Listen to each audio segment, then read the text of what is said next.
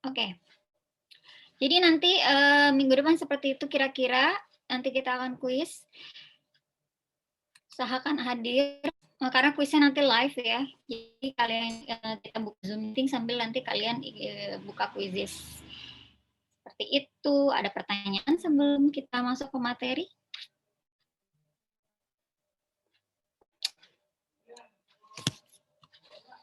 Kalau nggak ada, kita lanjut masuk ke materi ya.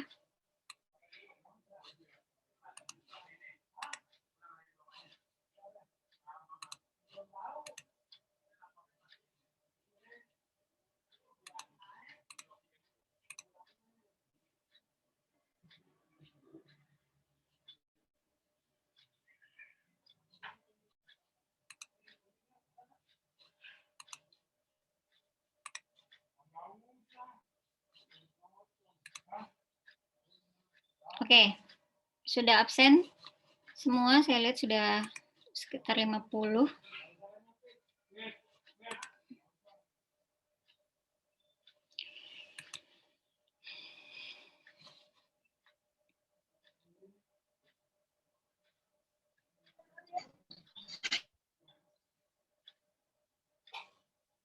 Yang WN baru 4 orang ya.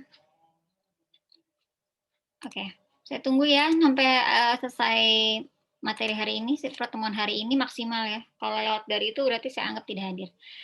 Oke, kita masuk ke materi yang sekarang. Hari ini kita akan bahas mengenai bab berapa ini ya? Bab 4 ya. Kita masuk ke bab 4. Sebelum kita masuk ke bab 4, review dulu ya yang kemarin-kemarinnya. Kemarin saya sudah menjelaskan melalui video singkat, video ala-ala itu yang cuma ada suaranya aja. Oke. Tentang teori belajar mengajar, juga tentang pertemuan sebelumnya juga ya sudah dijelaskan. Nah, sekarang saya mau tanya dong untuk review. Ada yang mau nggak jelasin apa sih bedanya belajar sama mengajar?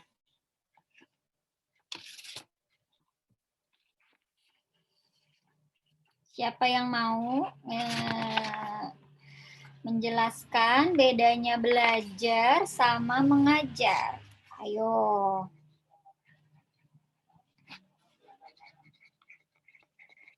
Saya tunjuk ya kalau nggak ada yang cum.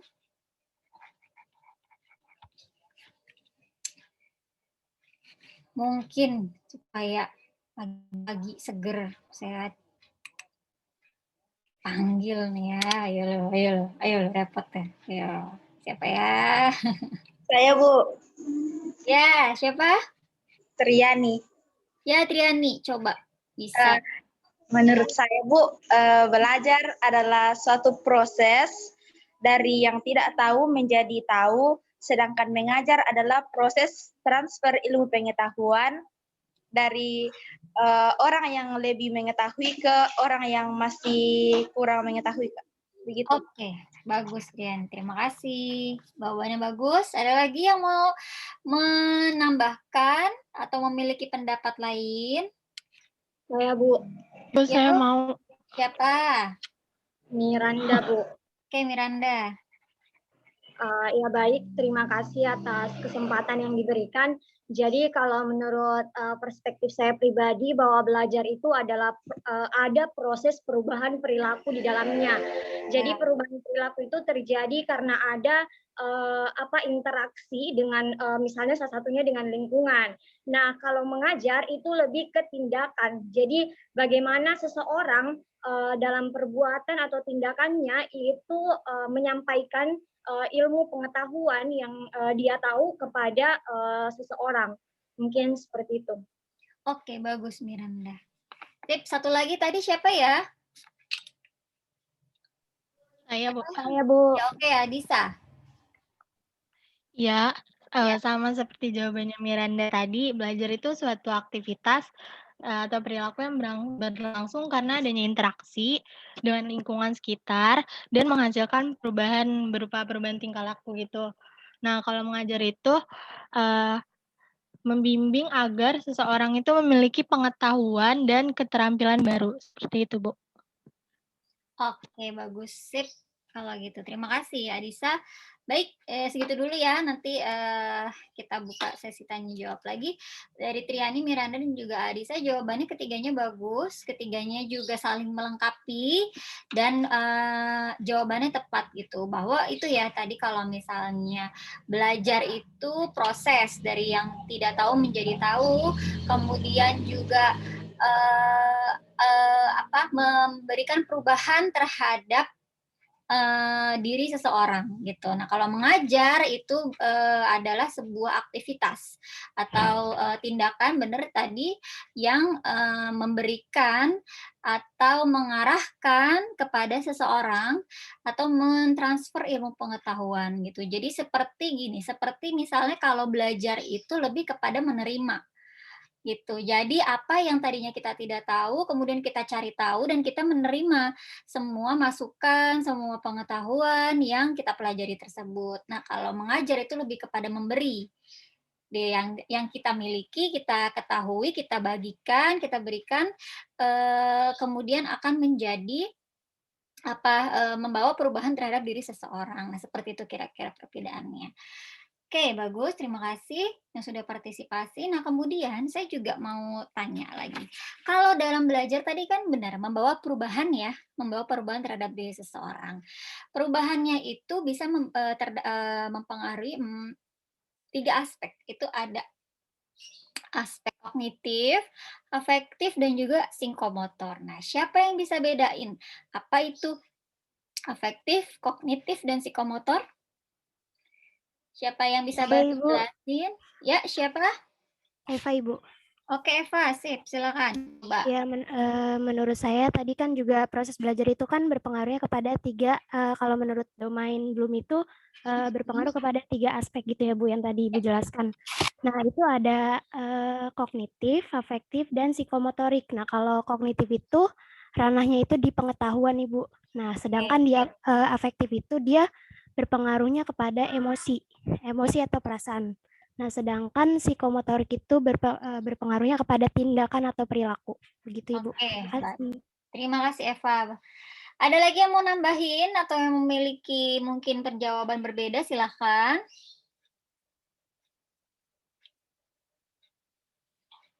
Nambahin mungkin, melengkapi, menyempurnakan, siapa? Siapa ini ya? Coba saya mau ke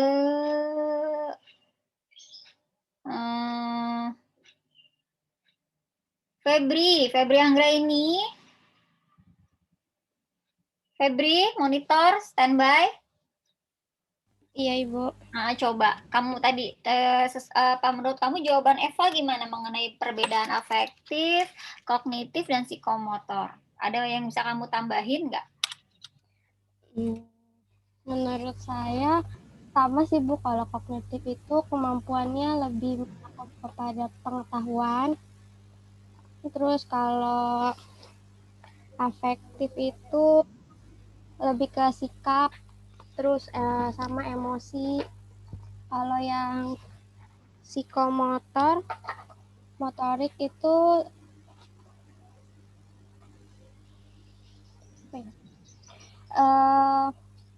lebih ke keterampilan skill gitu ya kali ya Bu. Oke, baik. Terima kasih Febri ya. Oke, baik. Terima kasih Eva dan Febri. Jadi itu ya perbedaannya ya. Keduanya saling melengkapi. Mengenai kognitif, itu benar memang yang dipengaruhi adalah aspek pengetahuan atau kemampuan berpikir. Jadi bagaimana belajar itu mempengaruhi kemampuan berpikir seseorang. Itu berpengaruh terhadap pengetahuan yang dimilikinya. Nah, kalau afektif, betul juga tadi, yaitu lebih kepada pengelolaan emosi, perasaan, sehingga nanti mewujudkannya dalam sebuah sikap. Itu adalah emosi. Itu adalah afektif. Nah, kalau psikomotor betul tadi lebih kepada keterampilan fisik atau keterampilan jasmani. Nah, itu jadi itu ya, belajar itu beda-beda mempengaruhinya tergantung materi yang kalian pelajari. Gitu. Kayak sekarang nih misalnya kita mempelajari tentang teori belajar mengajar, lebih kepada teori. Nah, ini akan lebih mempengaruhi dari sisi afektif dan juga sisi kognitifnya gitu. Karena kita akan merancang pengetahuan kita mengenai perencanaan pengajaran seperti apa, kemudian nanti kita bagaimana mengelola dari segi afektif kita kalau kita nanti mengajar itu seperti apa gitu. Nah, kemudian nanti tindakannya mungkin kalau kita lebih memperdalam lagi, kita akan lebih tahu cara bertindak mengajar di depan kelas itu seperti apa. Nah, itu jadi itu ya, belajar itu mempengaruhi aspek-aspek tersebut itu. Oke, baik, terima kasih untuk jawabannya, bagus sekali partisipasinya. Oke, mungkin sekarang kita langsung masuk ke materi hari ini ya. Hari ini tuh materinya tentang tujuan pendidikan dan kurikulum.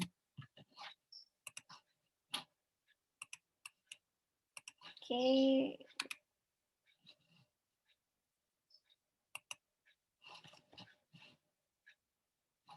Saya akan share screen.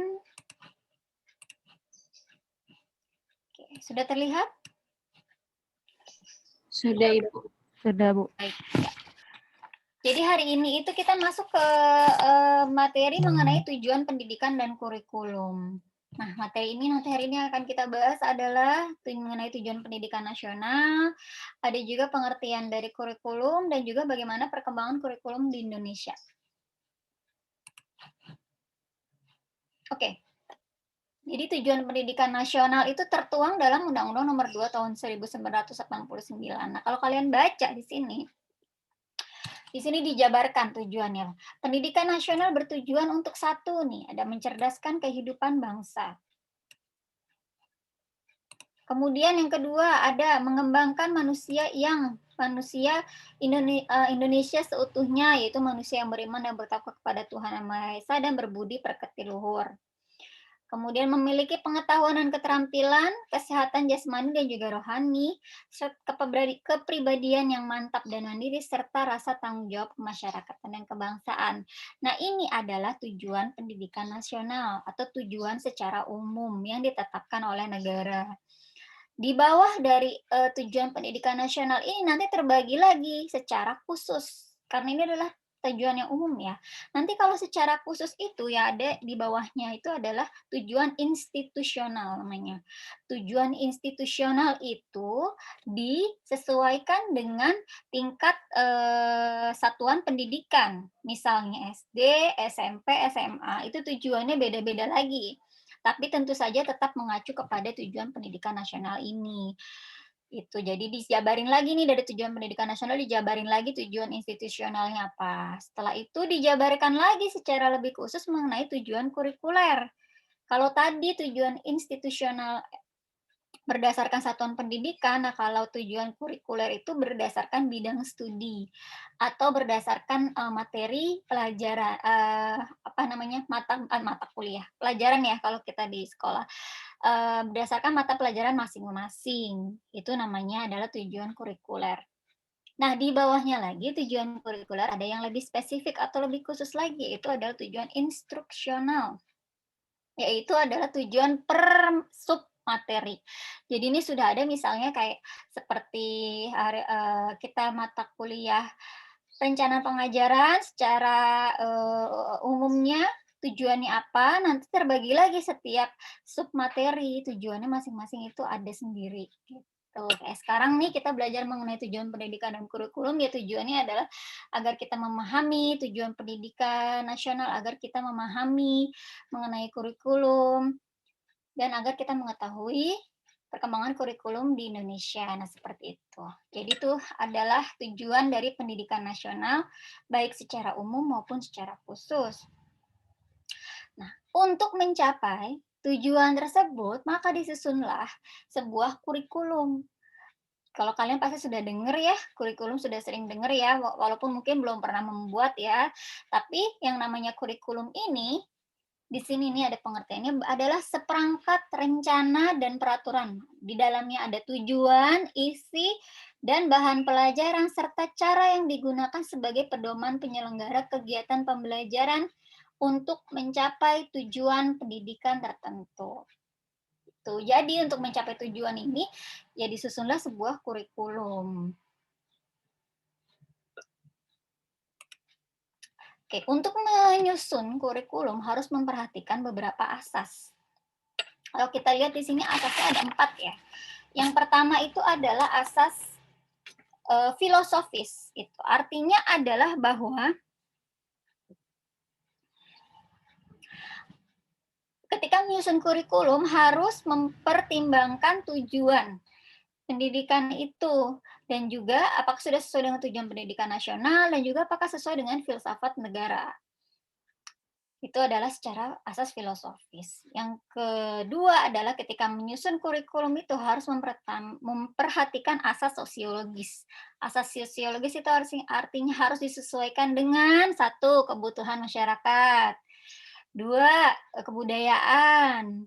Ketiga, itu ada perkembangan teknologi. Ya, jadi perkembangan apa itu harus diperhatikan. Itu lebih kepada lingkungan ya. Kalau asas sosiologis itu memperhatikan perkembangan lingkungan. Gitu. Yang ketiga, asas kurikulum harus memperhatikan asas organisatoris. Organisatoris itu artinya adalah bahwa sebentar saya ada telepon. Oke. Bahwa kurikulum itu harus disusun secara berurutan. Berurutan itu artinya adalah harus pertama tujuannya apa, kemudian nanti harus apa tuh isinya ya, bahan pelajaran, prosesnya, terus evaluasinya itu gimana. Itu harus disusun secara berurutan. Teratur gitu ya intinya.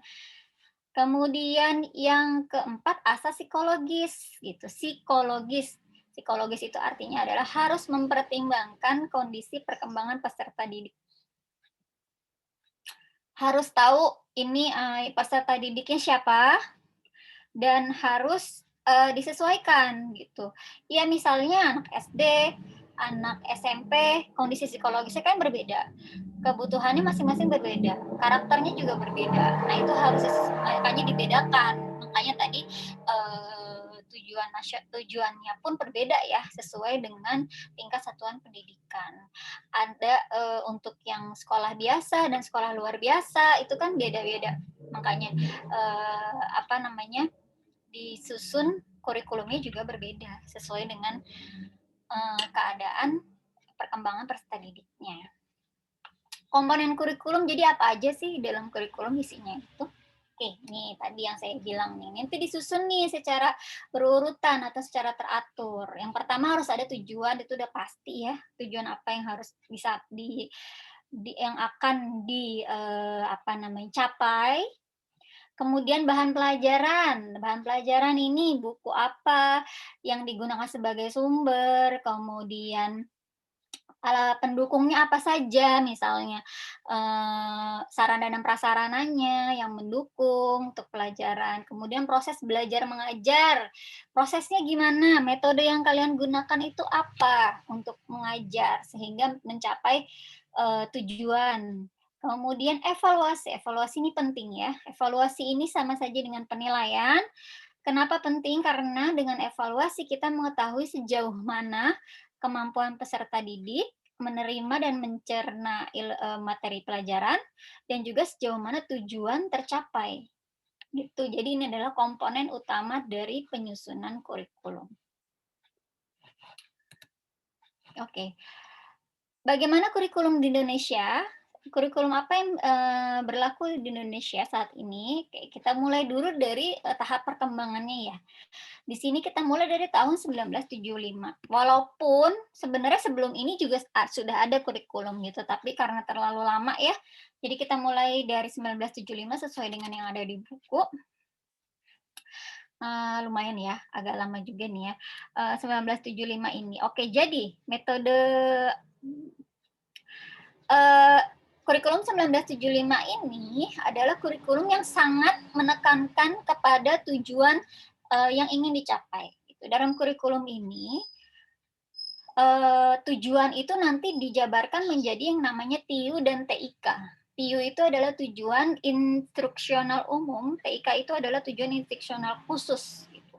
Kemudian ada materi pelajaran, alat pelajaran sama seperti tadi isinya ya, ada komponen, ada kegiatan belajar mengajar dan evaluasinya gitu. Tapi sayangnya kurikulum ini banyak dikritik. Kenapa? Karena guru terlalu sibuk menuliskan rincian tujuan yang harus dicapai karena mereka berorientasi pada tujuan. Sehingga guru terlalu sibuk menyusun dan mengabaikan proses belajar mengajar. Seperti itu, makanya kemudian kurikulum ini nanti disempurnakan lagi oleh kurikulum 1984 gitu. Ciri-ciri dari kurikulum 1975 itu ada di buku ya, kalian bisa baca sendiri itu, bahwa sifat kurikulumnya itu adalah integrated curriculum organization, jumlah mata pelajaran tingkat SD sekian, penjurusan SMA dibagi atas IPA, IPS, dan bahasa. Dimulai dari kelas 1 tuh. Jadi dia dari zaman itu tuh dari kelas 1 SMA tuh sudah penjurusan. Seperti itu. Namun sayangnya karena dianggap terlalu memperhatikan tujuan, sehingga proses belajar mengajarnya terabaikan, maka disusunlah kurikulum 1984 ini untuk disempurnakan. Jadi kurikulum 1984 ini dia lebih mengutamakan proses, walaupun tujuan juga penting, gitu. Tapi mereka lebih mengutamakan proses dan memusatkan belajar kepada siswa. Di kurikulum 1984 ini terkenal dengan istilah yang namanya CBSA, cara belajar siswa aktif. Ada yang mungkin pernah dengar atau enggak kali ya? Mungkin karena udah terlalu lama ya 1984 ini ya, belum pada lahir ya gitu. Saya juga belum lahir saya. Jadi tapi saya pernah dengar yang namanya CBSA, cara belajar siswa aktif. Jadi ini adalah memusatkan belajar kepada siswa. Siswa diberi kebebasan untuk belajar sendiri. Tapi yang terjadi adalah guru kurang memahami bagaimana sih penerapan CBSA yang baik, sehingga ketika menurut penafsiran mereka terpusat kepada siswa, memberi kebebasan kepada siswa untuk belajar, guru membiarkan siswa untuk berdiskusi tanpa pengarahan, sehingga kelas menjadi tidak teratur dan tidak dapat terkontrol. Gitu. Kemudian, nah itu adalah kekurangannya. Mungkin pada saat itu memang sosialisasinya juga kurang. Jadi pada saat itu kan tahun 1984 itu teknologi belum seperti sekarang ya, gitu. Jadi mungkin untuk penyampaian informasi juga tidak bisa semaksimal mungkin seperti itu. Oke, kemudian ciri-cirinya yaitu kurikulum berbasis content-based kurikulum. Kemudian mata pelajarannya ada 11 bidang studi untuk SMP, SMA, ada 15 bidang studi gitu. Nah, di SMA penjurusannya dibagi ada 5 kalau di sini. Yaitu ada program ilmu fisika, ilmu biologi, ilmu sosial, ilmu budaya, dan ilmu agama. Kalau tadi kan tahun 1975 cuma ada 3 penjurusannya, kalau ini ada 5. Nah, seperti itulah kira-kira. Karena dianggapnya lagi dianggap bahwa kurikulumnya tidak berjalan efektif, maka dibuatlah kurikulum baru di tahun 1994. Gitu. Dengan mendasarkan kepada seluruh proses penyusunan kurikulum pada ketentuan yuridis, maka diharapkan kurikulum 1994 mampu menjembatani semua kesenjangan yang terdapat dalam dunia pendidikan sekolah. Tapi yang terjadi masalah adalah ketika merasa harus menjembatani, justru menurut banyak orang dan pada prakteknya dianggap kurikulum 1994 ini terlalu padat, sehingga membuat siswa kelelahan.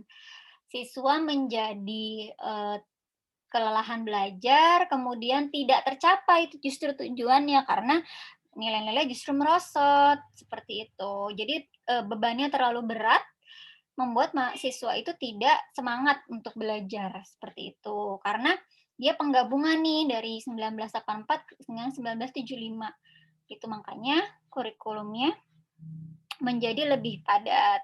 Kemudian juga konsep pengajarannya menjadi konsep pengajaran, balik lagi konsep pengajaran yang satu arah, yaitu adalah terpusat pada guru.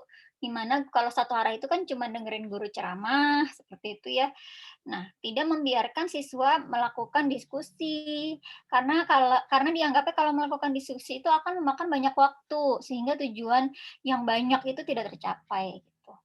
Nah, itulah kelemahan dari masing-masing kurikulum. Nah, di kurikulum 1994 ini juga terdapat perbedaan dengan lainnya, yaitu misalnya nama SMP berubah menjadi SLTP. Pernah dengar SLTP ya? SMP berubah jadi SLTP. Kemudian SMA berubah menjadi SMU. Nah, itu pasti kalian pernah dengar ya. Kemudian penjurusannya dirubah lagi nih, jadi 3 lagi, cuman IPA, IPS, dan bahasa. Seperti itulah kira-kira di kurikulum 1994. Kemudian, nah jadi gitu ya, kurikulum itu memang makin ke sini kalau ada kurikulum keluar kurikulum terbaru, itu tujuannya adalah untuk memperbaharui kurikulum sebelumnya berdasarkan evaluasi. Nah, kalau tadi menurut mereka berdasarkan evaluasi ternyata kurikulum 94 ini terlalu berat, terlalu padat, sehingga tujuan tidak tercapai semua, maka dirancanglah kurikulum baru di tahun 2004. Namanya KBK, pasti pernah dengar KBK, kurikulum berbasis kompetensi. Oke, jadi kurikulum berbasis kompetensi ini memfokuskan kepada aspek kompetensi siswa. Jadi berpusat pada siswa, tapi guru tetap memegang kendali. Gitu. Jadi guru tetap memiliki peranan penting ya, sehingga sehingga ini pembelajaran seperti pembelajaran 2 arah. Jadi siswa dibiarkan untuk berdiskusi, tapi juga tetap dikendalikan oleh gurunya. Nah, di sini tadinya yang SLTP berubah lagi menjadi SMP namanya, yang SMU berubah lagi menjadi SMA, gitu. Penjurusan tetap ada 3, itu dari ilmu alam, ilmu sosial, dan bahasa, seperti itu. Nah, inti dari KBK atau kurikulum 2004 terletak pada 4 aspek nih, kurikulum dan hasil belajar, pengelolaan kurikulum berbasis sekolah, kegiatan belajar mengajar, dan juga evaluasi dengan penilaian berbasis kelas. Seperti itu. Jadi ini adalah kurikulum yang cukup baik yang dianggap pada saat itu karena dianggapnya sekolah itu memiliki peran dan tanggung jawab untuk mensosialisasikan KBK ini, kemudian juga karena pelajarannya 2 arah, mengajak siswa untuk aktif, tapi guru tetap memegang kendali. Seperti itulah kira-kira kurikulum berbasis kompetensi. Nah, tetapi kemudian tahun 2006, ini jaraknya sedikit ya. Tahun 2006, kalau kita lihat kan dari tahun ke tahun sebenarnya hampir 10 tahun ya perubahan kurikulum ini. Dari 75 ke 84, 84, 94, 94 ke 2004. Nah, ini tiba-tiba tahun 2006 berubah lagi nih kurikulum. Keluarlah kurikulum yang namanya kurikulum 2006 atau KTSP. Kurikulum Tingkat Satuan Pendidikan. Kenapa dikeluarkan sih kurikulum tingkat satuan pendidikan ini? Bahwa dikeluarkan ini dengan tujuan untuk memberi otorisasi kepada pihak sekolah untuk menyusun sendiri kurikulumnya sesuai dengan kebutuhan di sekolah mereka masing-masing. Jadi ini sebenarnya seperti lanjutan dari kurikulum 2004 gitu. Namun ada kendalanya nih kurikulum 2006 ini. Pertama, kurangnya sosialisasi. Kemudian kurangnya kesiapan sarana dan prasarana untuk guru dapat menyusun mengembangkan kurikulum sendiri. Kenapa? Kalau kita lihat ketika dari kurikulum 94 berubah menjadi kurikulum 2004, sekolah kan perlu menyesuaikan, menyusun ulang kurikulum. Menyusun kurikulum itu tidak mudah. ketika diberi tahun 2006 dalam jarak waktu cuma 2 tahun, berubah lagi kurikulumnya, itu akan memang kendalanya adalah membuat sekolah dan guru itu menjadi repot ya, karena harus merubah lagi kurikulum yang mereka sebelumnya baru saja berubah, dirubah lagi. Apalagi mereka diberi wewenang untuk menyesuaikan sendiri kurikulumnya sesuai dengan kebutuhan masing-masing, mulai dari tujuannya, visi misi, muatannya gitu. Tapi tetap ada acuannya standar nasional, tetap harus mengikuti standar nasional, tapi harus disesuaikan juga dengan kebutuhan masing-masing. Seperti itu. Oke, jadi itu ya, ini adalah macam-macam kurikulumnya. Nah, kurikulum terbaru itu apa sih? Nah, ini ada namanya kurikulum 2013. Oke, nah kurikulum 2013 ini untuk secara spesifik akan kita bahas di pertemuan berikutnya ya. Karena berhubung ini adalah kurikulum yang terbaru, jadi cukup banyak pembahasannya. Nanti kita bahas di pertemuan berikutnya saja. Sesuai dengan yang ada di buku ya. Di buku juga dia memiliki bab tersendiri untuk membahas kurikulum 2013 ini. Oke. Jadi itulah ya, inilah tahapan perkembangan kurikulum di Indonesia. Kurikulum yang berlaku sampai saat ini itu masih kurikulum yang 2013. Oke. Kira-kira sampai sini ada yang mau bertanya? Silahkan. Ibu, saya mau bertanya. Ya, siapa? Intan. Oke. Saya Intan Maharani ingin bertanya. Kira-kira ada nggak sih Bu usia ideal kurikulum itu berlaku? Soalnya dari pembahasan tadi, saya pikir kalau kecepatan kan nanti malah tujuan pendidikannya nggak tercapai. Terus kalau kelamaan juga kita lihat sekarang perkembangan ilmu pengetahuan dan teknologi itu cepat. Jadi kira-kira ada nggak sih Bu usia ideal kurikulum itu berlaku? Oke, baik. Oke, terima kasih Intan untuk pertanyaannya. Ada nggak sih usia ideal untuk kurikulum itu berlaku? Sebenarnya tidak ada usia idealnya gitu. Hanya saja kurikulum akan dievaluasi. Dievaluasi untuk beberapa tahun akan dievaluasi, lalu dilihat hasilnya seperti apa. Kalau dirasanya tidak efektif, kalau dirasanya tidak tujuan banyak yang tidak tercapai, maka boleh dilakukan langsung apa perubahannya gitu. Atau misalnya kemudian tiba-tiba ada perubahan lingkungan. Contoh misalnya sekarang nih, kalian pernah dengar kurikulum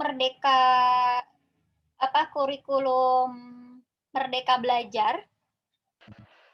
Pernah ya. Nah, kurikulum Merdeka Belajar ini dicanangkan oleh Menteri Pendidikan dan Kebudayaan yang sekarang ya, Nadiem Makarim.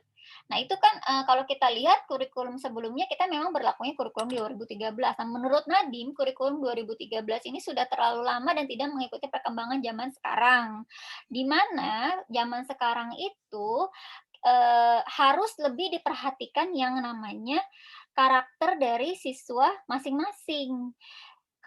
Contohnya misalnya UN. Nah, UN kan di apa namanya bukan rencana ya. Kalau UN memang tahun lalu sudah tidak ada ya. Nah, apalagi ditambah pandemi COVID kan kemarin kan. Memang sebelumnya Nadiem udah kayak temen kita. Pak Nadiem ya. Pak Nadiem itu sudah merencanakan sebelum ada pandemi COVID itu memang sudah merencanakan untuk menghilangkan UN. Kenapa? Karena menurutnya adalah sudah tidak zamannya menilai standar siswa itu dari satu patokan nilai gitu. Misalnya standar UN kalau minimal kan ada nilainya ya supaya kita bisa lulus ya. Kalau zaman-zaman dulu saya sih gitu. Di zaman kalian masih ada UN nggak sih? Masih ada nggak UN? Nggak ada. Zaman saya ada, Bu. Oh, zaman saya ada ya. Ya, masih ada. Zaman saya juga masih ada. Zaman kalian kan nggak ada. Itu kan kenapa gitu? Karena menurutnya adalah siswa itu harus ditekankan, harus diperhatikan dari aspek karakter masing-masing. Tidak bisa disamaratakan. Nah, seperti itu makanya dia mencanangkanlah kurikulum baru tuh, kurikulum Merdeka belajar. Nah, tapi memang dalam pelaksanaannya akhirnya terkendala oleh apa? Oleh pandemi COVID gitu. Kalau misalnya pandemi ini tidak ada, mungkin sudah diterapkan dari tingkat SD, SMP, SMA. Tapi untuk sekarang baru diterapkan di tingkat universitas gitu. Jadi sebenarnya kapan sih baiknya merubah kurikulum itu tergantung dengan tadi hasil evaluasi, kemudian kondisi perkembangan teknologi, perkembangan zaman. Gitu. Kemudian lagi tadi misalnya pandemi, misalnya lingkungan. Tiba-tiba ada pandemi nih. Waduh, langsung berubah kan semuanya ya sekarang ya. Belajar lewat online kan tidak maksimal. Pasti dong ada yang kurang dari belajar dari tatap muka. Sehingga di standar dari penilaian setiap siswa kan diturunin tuh sekarang. Tidak lagi tidak lagi ada patokannya gitu. Jadi masing-masing sekolah diberi kebebasan untuk menilai masing-masing siswanya layak lulus atau tidak itu disesuaikan dengan karakter siswanya, kemampuan belajar siswanya seperti itu. Jadi intinya itu ya untuk melakukan perubahan kurikulum. Intinya adalah setelah melakukan evaluasi dan juga melihat kondisi perkembangan lingkungannya. Oke, mungkin ada yang mau nambahin untuk melengkapi jawaban untuk menjawab pertanyaannya Intan? Atau ada yang mau bertanya lagi silakan, boleh. Saya Ibu. Iya. Oke. Eva ya? Ya. Oke, gimana Eva? Terima kasih sebelumnya. Perkenalkan saya Eva dari Universitas Negeri Makassar. Ya. Nah, pertanyaan saya, bagaimana sih Ibu implementasinya pengelolaan kurikulum berbasis sekolah? Terima kasih. Gimana? Sorry. Nggak kedengeran saya. Bagaimana implementasinya pengelolaan kurikulum berbasis sekolah, Ibu? Oke, implementasinya. Oke, baik. Terima kasih, Eva. Oke, kurikulum berbasis sekolah artinya adalah memberikan kewenangan kepada sekolah untuk menyusun kurikulumnya sendiri sesuai kebutuhan sekolah. Implementasinya bagaimana? Yang pertama adalah harus mengetahui dulu standar nasionalnya. Standarnya tetap ya, walaupun pemerintah memberikan kebebasan sama sekolah untuk untuk menyusun sendiri kurikulumnya, tapi tetap ada standar nasionalnya. Jadi pertama, standar nasionalnya itu apa? Oke, kemudian yang kedua adalah memperhatikan, mengevaluasi pencapaian dari tujuan pencapaian dari kurikulum yang sebelumnya di sekolah tersebut seperti apa? Tercapai atau enggak sih semua tujuannya gitu. Kalau ada yang tidak tercapai mungkin bisa diganti atau dimodifikasi sesuai dengan keadaan sekolah tersebut gitu. Kemudian kenapa tidak tercapainya gitu kan kita harus lihat dong kenapa tidak tercapai. Oh mungkin gini kalau sekolahnya ada di dalam pelosok gitu keadaan anak-anaknya beda nih sama sekolah-sekolah yang ada di kota. Jadi harus diturunin nih targetnya gitu. Tujuannya harus dirubah sedikit. Nah, itu. Jadi harus dilihat juga kondisi anak muridnya. Kemudian setelah melihat itu, kemudian juga melihat kebutuhan yang ada di masyarakat gitu.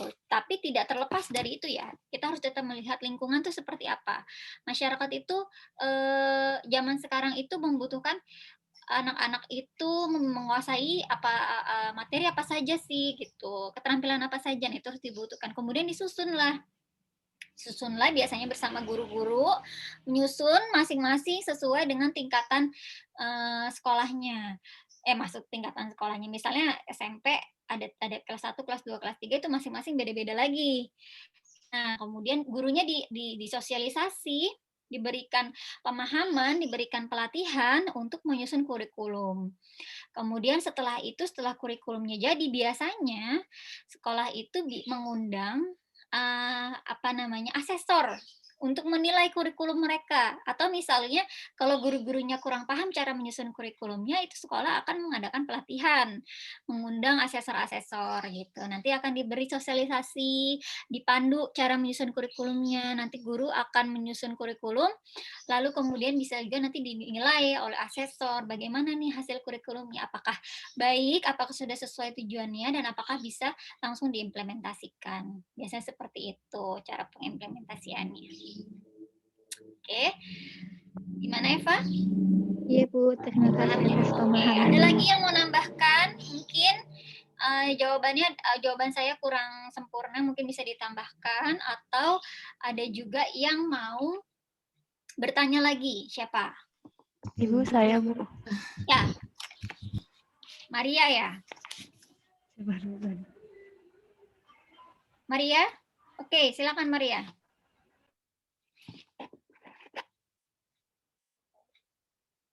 Siapa yang bertanya? Ratu apa Maria? Saya, Bu. Oke. Mangga. Baik, terima kasih atas kesempatannya, Bu. Sebelumnya perkenalkan, saya Maria Alfiani dari UNM. Yang ingin saya tanyakan, Bu, dari kurikulum 2013, mengapa, Bu, penerapan dari K13 ini, penerapannya itu tidak serempak? Ada yang menerapkan dan ada yang tidak. Itu saja, Bu. Terima Oke, kasih. baik. Oke, sebenarnya kita baru ya makasih Maria ya. Sebenarnya kita baru bahas kurikulum 2013 itu di pertemuan berikutnya ya, gitu. Cuma nggak apa-apa, saya akan menjawab sedikit mengenai kurikulum 2013 ini. Kenapa ada yang melaksanakan, ada yang tidak, gitu. Karena banyak beberapa yang merasa kurikulum yang kurikulum sebelumnya, yaitu adalah kurikulum 2006, itu lebih sesuai. Pertama itu. Jadi banyak juga yang pengen balik lagi nih ke KTSP gitu, atau balik lagi nih ke KBK, ada yang seperti itu. Kemudian yang kedua, sosialisasi untuk penggunaan kurikulum 2013 ini sepertinya kurang maksimal memang.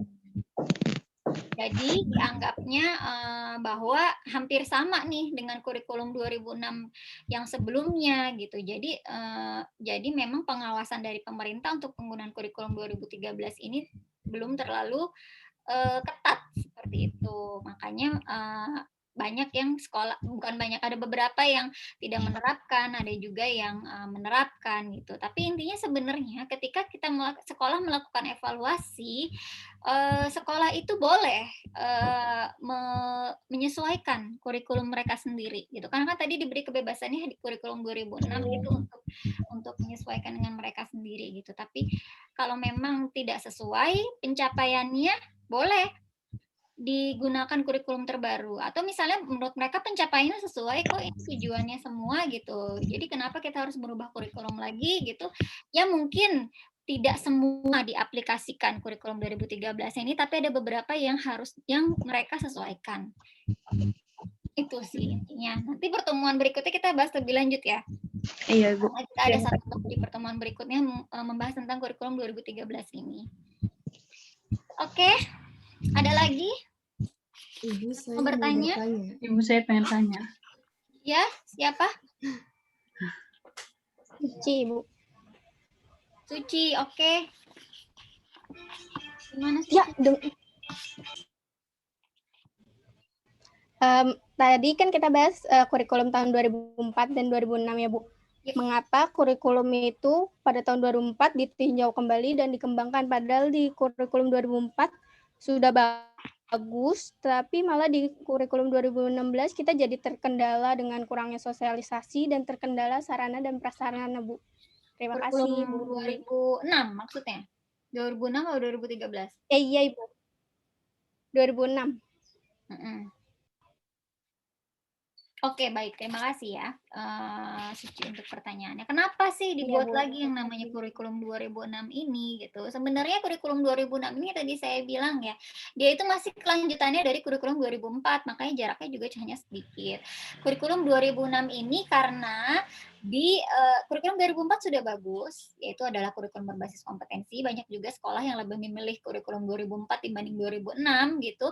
Namun ketika saat itu adalah bahwa setiap sekolah itu pemerintah menganggap bahwa sekolah itu memiliki kebutuhan yang berbeda-beda.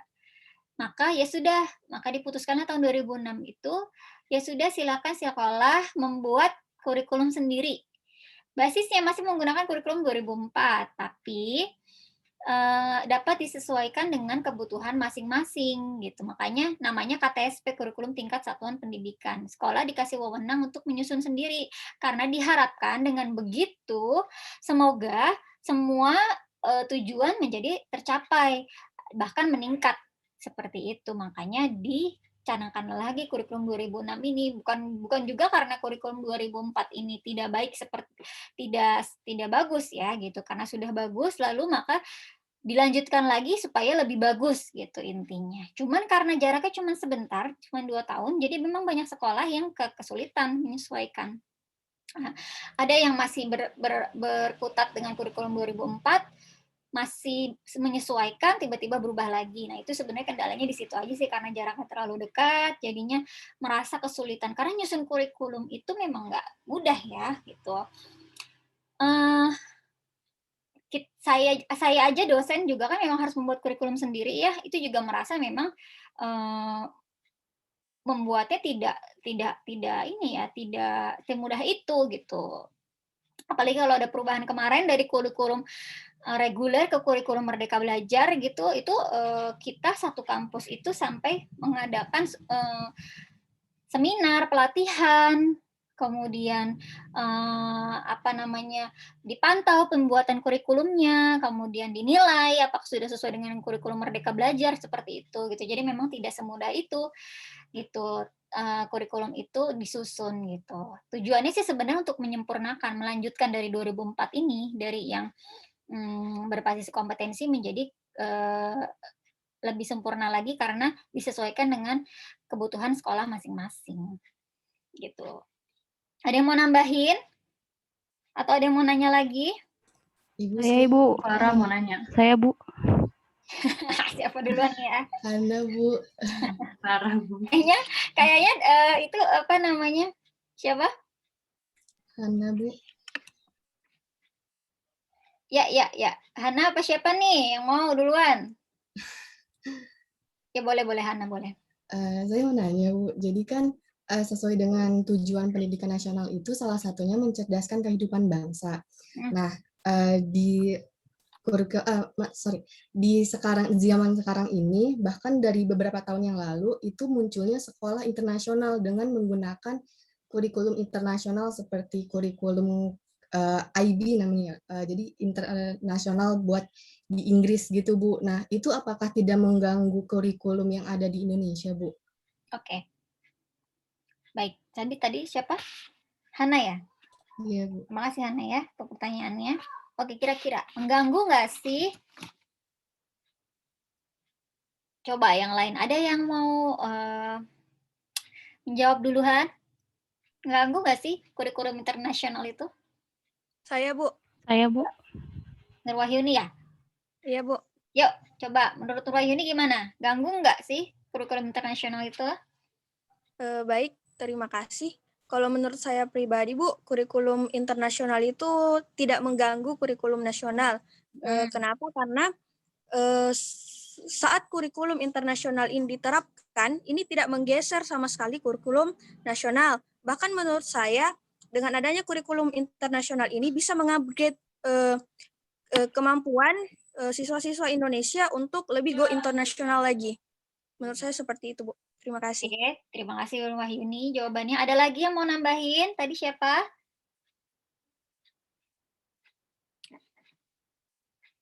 Ada lagi?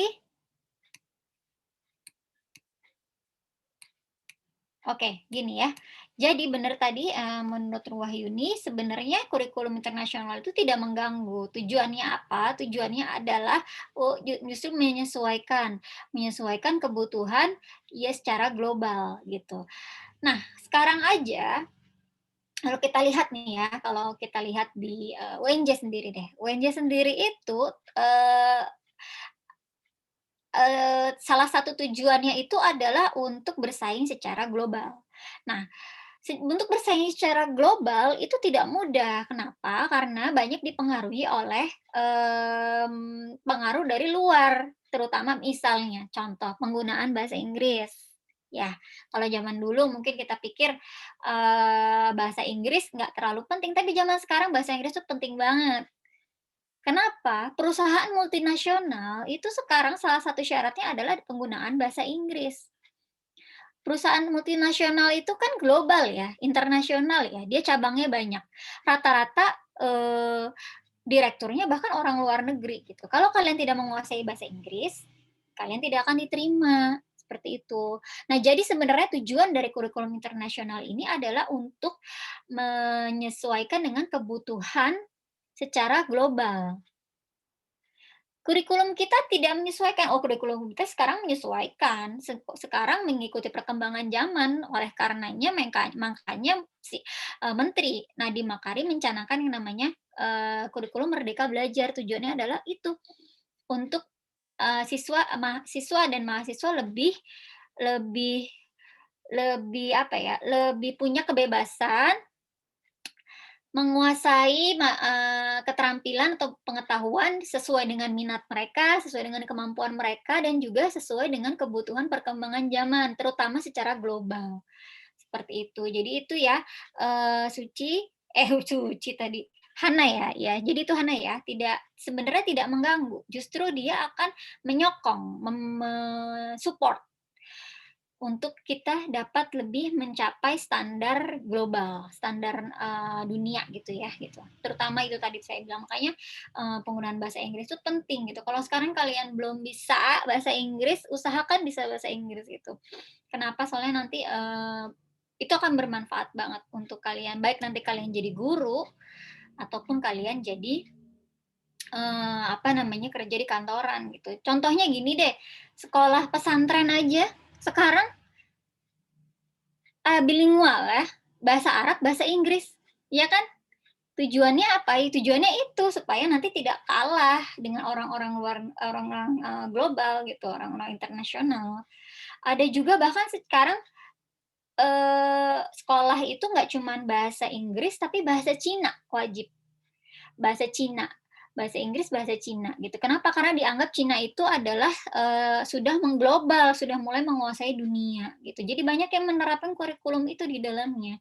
Bahasa Jepang, bahasa Cina. Nah, itu termasuk salah satu tujuan kita untuk agar sama standarnya dengan standar global atau internasional. Seperti itu ya Hana ya. Oke, terima kasih untuk Hana dan Nur Wahyuni. Ada lagi yang mau bertanya? Saya Bu, Farah. Saya Bu. Oke, Farah. Kayaknya dari tadi Farah mau nanya ya. Iya Bu. Oke, go ahead Farah.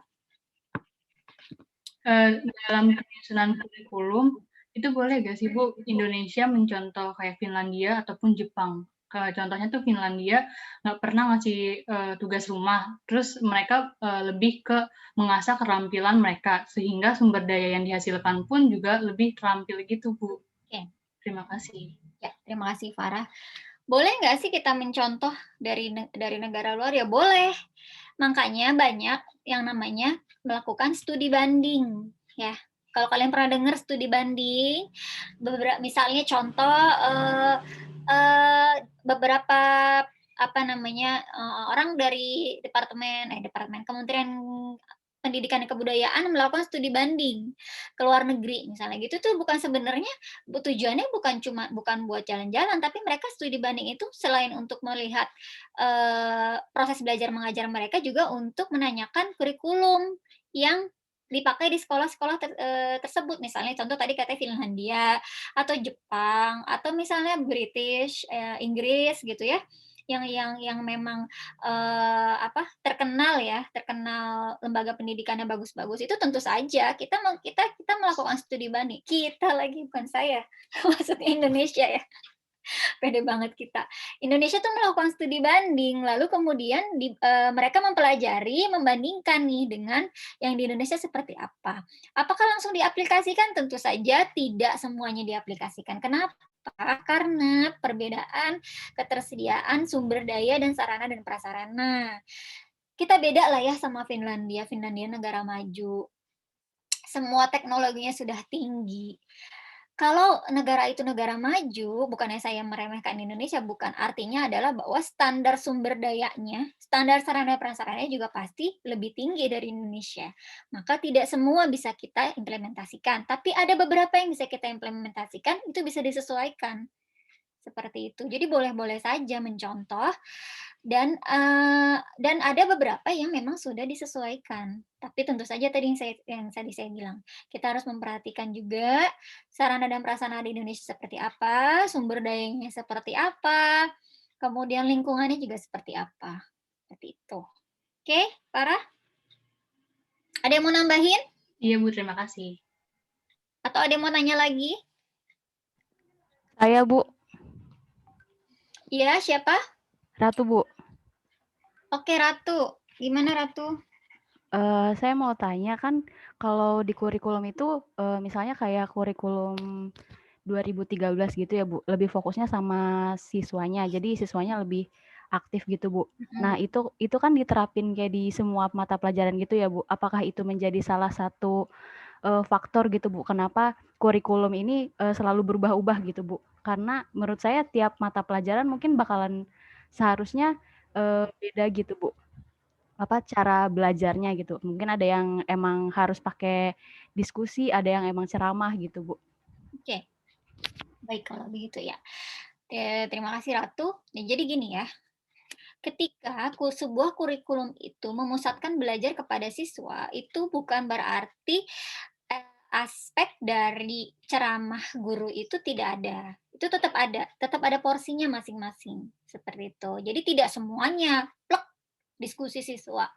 Contohnya sekarang nih, sekarang kita pakai metode belajar pertama saya ceramah, kedua kemudian kita diskusi tanya jawab. Nah seperti itu. Jadi tidak berarti ketika memusatkan kepada siswa ceramahnya itu hilang. Itu ceramah, ya maksudnya peran gurunya itu hilang gitu. Tapi banyak yang tidak selalu ceramah, intinya seperti itu. Jangan satu pertemuan ceramah semua kemudian langsung tugas misalnya kayak gitu, enggak. Tapi misalnya boleh ceramah, kemudian boleh setelah itu buka diskusi kayak gini, tanya jawab, atau tadi seperti saya di awal, saya awali juga dengan tanya jawab dulu, kita review dulu. Nah itu melibatkan mahasiswa untuk aktif. Kemudian saya ceramah, kemudian setelah saya ceramah kita buka lagi forum diskusi dan tanya jawabnya, seperti itu. Nah itu. Dan termasuk kemarin misalnya, waktu saya tidak hadir, saya memberikan materi. Kemudian kalian pasti mengembangkan sendiri ya, karena kan memang kita tidak melakukan pertemuan. Nah, itu adalah salah satu cara memusatkan belajar kepada siswa.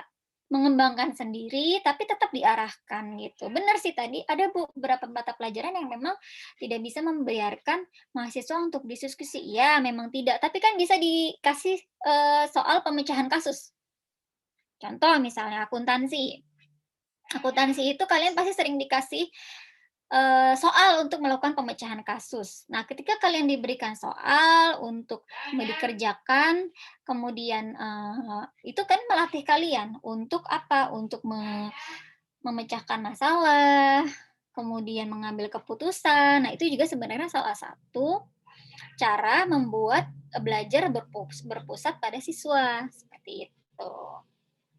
Oke? Gimana? Paham, Ratu? Iya, Bu, sudah paham. Terima kasih, Bu. Ada yang mau nambahin? Atau ada yang mau bertanya lagi? Saya, Bu, mau bertanya, Bu. Ya, silahkan.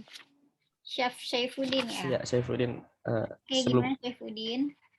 Sebelumnya, saya nggak tahu pertanyaan saya ini benar atau enggak, tapi saya ingin bertanya kurikulum secara umum aja. Kan dalam konstitusi menyatakan bahwa kurikulum itu kan seperangkat rencana dan pengaturan gitu mengenai tujuan, isi dan bahan pelajaran serta cara pedomannya gitu. Namun mengapa rancangan pembelajaran dari bimbel itu selalu selangkah lebih maju dari kurikulum yang dibuat gitu. Jadi kayak tujuan dari rancangan pembelajaran di bimbel itu selalu tercapai gitu. Sedangkan kalau yang di kurikulum biasanya itu sulit gitu untuk dicapai. Mungkin begitu.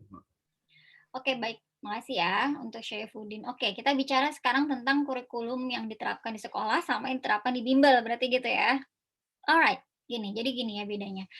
Kurikulum yang dibuat sama sekolah maupun dibuat sama negara atau pemerintah itu memperhatikan keseluruhan dari siswa secara nasional, atau misalnya satu sekolah siswa secara satu sekolah, ya enggak?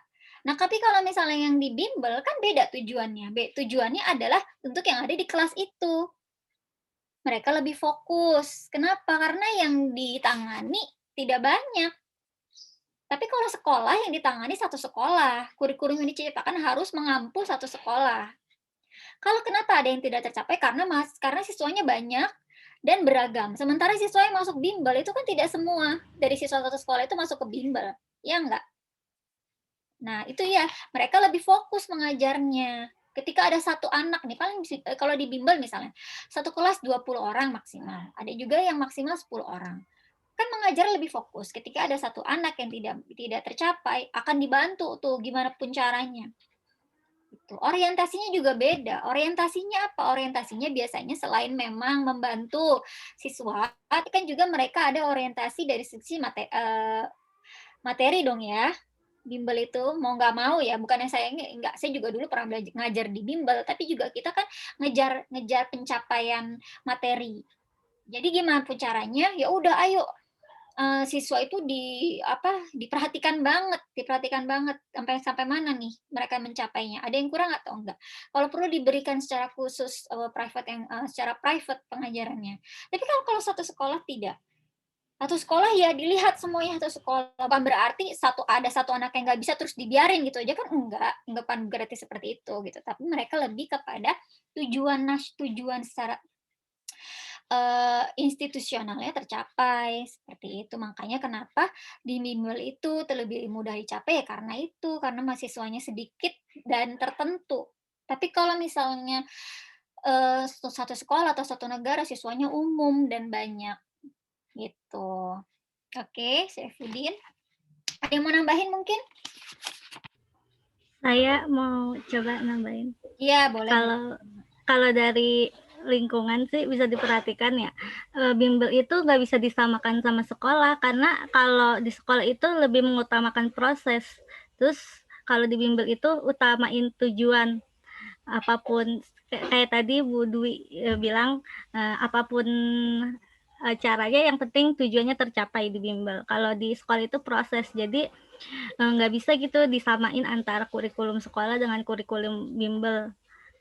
Karena menurut saya walau sekurang apapun sekolah lebih baik karena dia mengutamakan proses dan interaksinya juga lebih banyak. Ya, betul. Oke, baik. Terima kasih Nur Wahyuni ya tambahannya. Nah, itu bagus juga tambahan dari Nur Wahyuni. Ada lagi mungkin yang mau nambahin? Ya, bukan berarti bimbel tidak baik ya. Bimbel baik, dia memang menggunakan segala cara untuk mencapai tujuannya itu gitu. Cuma memang ya itu bedanya sama sekolah ya, karena sekolah memang dia juga mengampu begitu banyak mahasiswa, kemudian tadi juga memperhatikan prosesnya seperti itu. Tuh, jadi itulah yang membedakan ya. Oke, ada lagi yang mau bertanya? Kalau tidak ada, kita tutup pertemuan hari ini. Saya buka lagi nih. Pertanyaan terakhir mungkin. Ibu, saya Hoirunisa. Oke, Hoirunisa, silahkan. Nah, jadi kan jadi ada kurikulum yang tadinya katanya mempusatkan pada siswanya Ibu untuk belajar sendiri, untuk belajar bedakan keyword seperti itu Bu. Nah, terus bagaimana guru tersebut yang kita mengerjakan tugasnya itu, tapi hanya dikasih nilai saja Bu. Ibaratnya kita tidak diberitahukan jawaban yang benar atau di kasus yang itu kita jawab seperti apa, itu bagaimana Bu? Oke, baik. Nah, sebenarnya ya kalau Indonesia ya itu sebenarnya adalah tanggung jawab dari masing-masing gurunya gitu. Padahal semestinya bukan seperti itu penerapannya. Penerapannya adalah memang ketika siswa atau mahasiswa mengerjakan sendiri tugasnya, setelah itu memang harus dibahas seperti itu untuk pertanyaannya dan jawabannya. Nah, kalaupun misalnya ada yang nggak bahas, itu kenapa sih Bu? Kenapa nilai kita tiba-tiba langsung keluar gitu, tapi kita nggak tahu nih jawaban kita gitu. Sebenarnya gampang aja. Pertama, kalian lihat nilainya. Kalau menurut kalian ini tidak kurang memuaskan, kalian boleh berhak untuk bertanya. Mungkin beberapa guru menunggu pertanyaan tersebut, menunggu siswa untuk aktif. Atau ada juga beberapa guru yang memang tidak mau menjelaskan. Sebenarnya itu tergantung dari kepribadian gurunya juga sih. Tapi intinya adalah bahwa memang ketika kita membiarkan siswa untuk mengerjakan sendiri, itu memang berkewajiban untuk membahasnya agar mereka paham juga gitu, mana bagian yang salah, mana bagian yang benar gitu. Kalaupun pada prakteknya misalnya tidak ada nih yang nggak dibahas gitu ya, itu mungkin memang gurunya yang memang karakter gurunya begitu, atau memang menunggu siswanya untuk membahasnya secara bersama-sama. Seperti itu. Jadi kalau menurut saya, silahkan siswanya menanyakan, Ibu bagaimana Bu? Bu bahas dong Bu gitu. Atau misalnya memang dari gurunya sendiri. Nah itu makanya dipersiapkanlah kalau kalian jadi guru ya nanti ya, itu harus benar-benar jadi guru yang bukan yang baik ya, yang gimana ya, intinya pokoknya kalian harus mengajar sesuai dengan pertama tujuan yang mau dicapai itu apa, kemudian seharusnya bagaimana, kalau menjadi guru yang baik itu bagaimana gitu ya. Walaupun misalnya banyak oknum guru yang tidak sesuai dengan tidak sesuai dengan harapan kita gitu ya. Itulah ya, itu karena memang perbedaan dari masing-masing guru tersebut. Makanya kalau tujuan itu tidak tercapai ya bukan berarti gurunya salah juga, bisa juga karena ada sarana dan prasarana yang tidak lengkap gitu, tapi setidaknya gurunya itu sudah maksimal menerapkannya gitu. Guru itu harus maksimal menerapkannya. Walaupun ada keterbatasan sarana dan prasarana, akhirnya tujuan pendidikan tidak tercapai, paling tidak gurunya sudah maksimal gitu. Jadi individu gurunya masing-masing aja sih kalau untuk pelaksanaan kurikulumnya ini, apakah sesuai dengan yang sudah direncanakan atau tidak. Gitu ya Khairunnisa ya. Baik, terima kasih Ibu atas jawabannya. Sama-sama. Oke, saya rasa cukup ya untuk tanya jawabnya. Kalau ada lagi yang mau tanya jawab, mungkin nanti kita bisa lanjut lagi di pertemuan berikutnya atau bisa japri saya juga. Oke, jadi gitu. Semoga materi hari ini bermanfaat. Kalau misalnya ada yang kurang, mungkin nanti kita bisa bahas lagi di minggu depan. Oke, ngomong-ngomong, saya mau kasih tahu masalah tugas ya. Jadi gini, tugas final sebelum UTS itu nanti adalah membuat video pembelajaran. Jadi kalian haruskan dibagi secara berkelompok. Kalau di UNM itu kan cuma ada 12 orang, jadi nanti paling 2 kelompok kayaknya ya, cuma 2 kelompok aja gitu. Kalau yang lain nanti dibagi lagi, kita akan bahas lagi di pertemuan ke-6 sebelum UTS. Sebelum UTS itu kan pertemuan 8 ya. Kalian bisa persiapan membuat video pembelajaran. Video pembelajaran itu seperti apa? Kalian bisa banyak lihat dari YouTube ya. Nanti kalian itu, kalau kemarin kan saya ngasih materi perencanaan, ngasih materi itu secara audio aja ya. Nah, nanti kalau kalian harus muncul secara visual. Jadi harus direkam gimana sih cara kalian ngajar di dalam kelas. Oke. Ini adalah tugas kelompok yang akan dikumpulkan sebelum UTS. Seperti itu. Nanti diupload di YouTube, nanti biar saya bisa menilai. Tapi nanti bisa dipersiapkan dari sekarang. Mungkin pembagian kelompoknya juga nanti saya bebaskan saja, silakan kalian memilih kelompok sendiri. Nanti saya cek dulu ya, total mahasiswanya sebenarnya berapa sih nih. Dari ini saya kemarin masih ada yang kecampur. Jadi itu, kemudian yang kedua, tadi tugas sebelum UTS, yang kedua adalah tugas individu.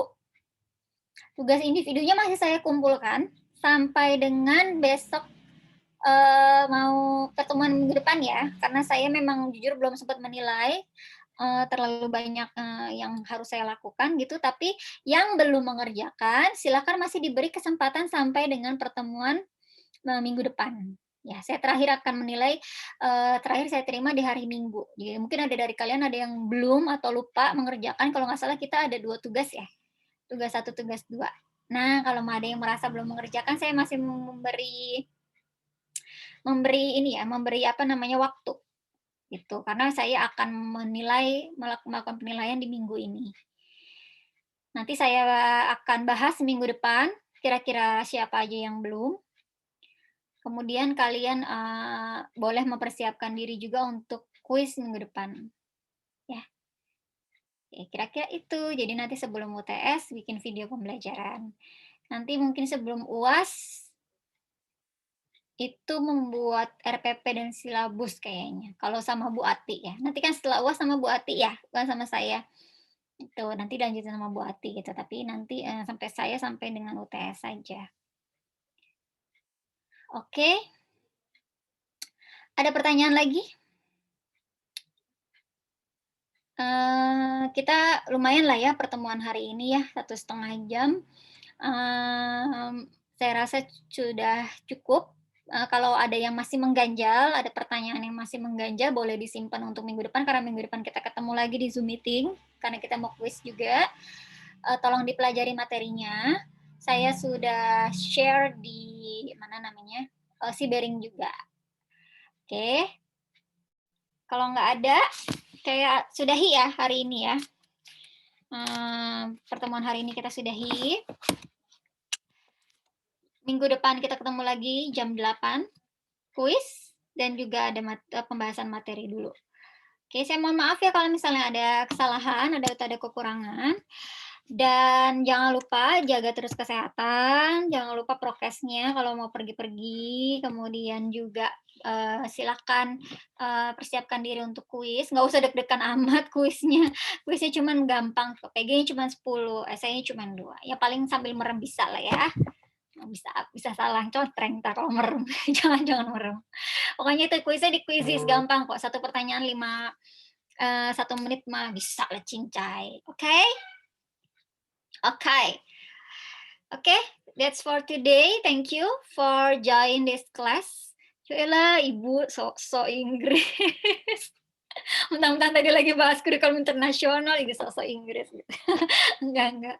Ya, oke, kalau gitu terima kasih ya semuanya. Assalamualaikum warahmatullahi wabarakatuh. Waalaikumsalam. Terima kasih, Bu. Terima kasih, Bu. Terima kasih, Bu.